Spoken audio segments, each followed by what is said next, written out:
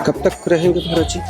9वीं को पूर्णाहुति करके और यहाँ से फिर प्रस्थान करना है आगे। डेट 27 तारीख को, 27 जनवरी को पूर्णाहुति 9वीं है। तो नवरात्रि चल रही है। 9वीं को पूर्णाहुति भंडारा करके प्रसाद करके फिर गंगा मैया का पूजन किया जाएगा। गंगा माँ का पूजन करने के बाद महाराज जी ज़्यादातर लोगों को यही नहीं पता कि गुप्त नवरात्रि होती क्या है। देखो क्या है कि ये तो पता करने की, जब तक चेतना व्यक्ति की आध्यात्मिक जागृत नहीं होगी फिर वो नवरात्र और उसके विधान को क्या समझेगा। सामान्यतः लोग 2 ही नवरात्र जानते हैं, वहाँ 4 नवरात्र की परंपरा है। और ये जो माघ का महीना है ये इसको गुप्त नवरात्रि और ये मोक्षदायिनी होती है। और त्रिवेणी संगम पर इसीलिए आध्यात्म की सारे संत और गृहस्थ अलग जगा रहे हैं कि उसको अपने जीवन की पूर्णता की प्राप्ति हो।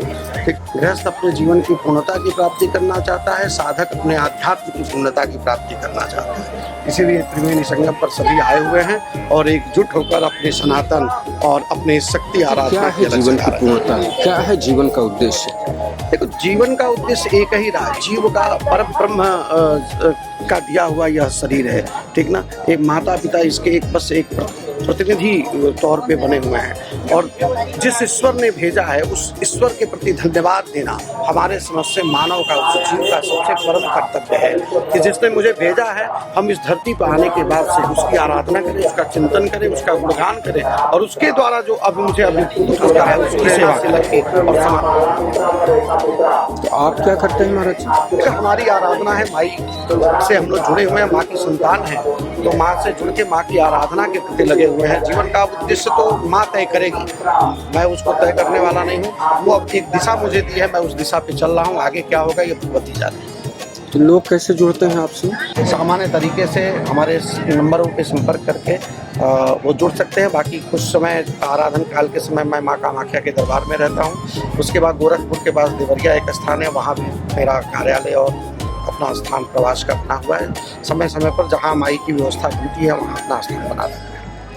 तो क्या किसी भी समस्या के लिए आपसे मिला जा सकता है? तो समस्या का भी समाधान, पूर्ण जीवन जिसका माँ के प्रति समर्पित हो उससे ये नहीं पूछा जा सकता है कि वो कौन सी समस्या का समाधान करेगा। समाधान करने वाली माँ है। अखिल ब्रह्मांड में कोई ऐसी व्यवस्था लागू नहीं होती है कि जो व्यक्ति किसी का समाधान कर सके। समाधान करने वाली, समस्या भी देने वाली वही व्यवस्था है और उसका समाधान करने वाली भी वही व्यवस्था है। तो हमें लगता है कि समाधान तो माँ करती है, हम महाराज जी एक अभी ज्योतिषी है जयपुर के पास ही कहीं रहते हैं, वो उनके पास कोई भी व्यक्ति जाता है वो सिर्फ ये पूछते हैं कि 1 से 9 तक का नंबर कोई एक बोलो और व्यक्ति नंबर बोलता है और उसका पूरा मतलब उसका नाम, उसकी पत्नी का नाम, पूरे रिश्तेदारों का नाम, उसकी डेट ऑफ बर्थ सब निकाल देते हैं। बहुत कुछ। दो चीजें हैं, कोई जरूरी नहीं है कि हम हमारे वहाँ रमल शास्त्र में अंकों का साधन बताया गया है, ठीक है, लेकिन यह जो आप जितना स्पष्ट बता रहे हैं ये कोई जो बहुत प्रामाणिकता से मैं कह सकता हूँ, इसलिए कि परंपरागत मैं ज्योतिष का खुद का विद्यार्थी हूँ, मेरा शोध कार्य रहा है। तो अंक ज्योतिष के माध्यम से इस तरह का विस्तार फलादेश करना ये संभव ही नहीं है। ये सब साधना का विषय है। बहुत प्रकार की ऐसी क्षुद्र साधनाएं हैं जो किंचित समयों में करके और इस तरह के फल का आदेश किया जा सकता है। अच्छा, तो इसमें बहुत शास्त्र की मर्यादा नहीं है कि मैं ये कहूँ कि नहीं वो शास्त्र की मर्यादा का पालन करते हैं, ठीक है। हाँ, परंपराएं हैं, अंक ज्योतिष की परंपराएं हैं हमारे वहाँ। रमल शास्त्र में आपके ही शब्दों को ग्रहण करके और हम उससे फल की अभिभूत परिकल्पना कर सकते हैं, तो ये परंपरा है। लेकिन इससे इतना विस्तार दिया सकता है ये एकदम गलत है, इसको मैं मानने वाला नहीं। महाराज जी तो आपके ज्योतिष के द्वारा क्या कुछ किया जा सकता है? ज्योतिष शास्त्र क्या है कि हमारे कहा है ना कि ये ज्योतिष प्रकाश देने वाला एक शास्त्र है। यदुपचित मन जनमनि तस्य शुभा शुभम कर्मणा पंक्तिम व्यंजत शास्त्र में तमस्य द्रव्याणि दीपवैव। यह हमारा जीवन जो है ना ये अंधकार है, इस अंधकार में जीवन को प्रकाशित करने का कार्य जो है वो ज्योतिष शास्त्र करता है, ठीक है। ज्योतिष से हमारे जीवन में पूर्व में क्या हुआ है, हमारे पूर्व की क्या व्यवस्था रही है, आगे की क्या व्यवस्था होगी, वर्तमान में क्या व्यवस्था होने वाली है, इस काल का विभाजन करके उसको फल में परिवर्तित किया जाता है। तो हम ये मानते हैं कि जो पूर्व में हमारे द्वारा किया गया उसको प्रकाशित करने का कार्य करता है ये ज्योतिष शास्त्र।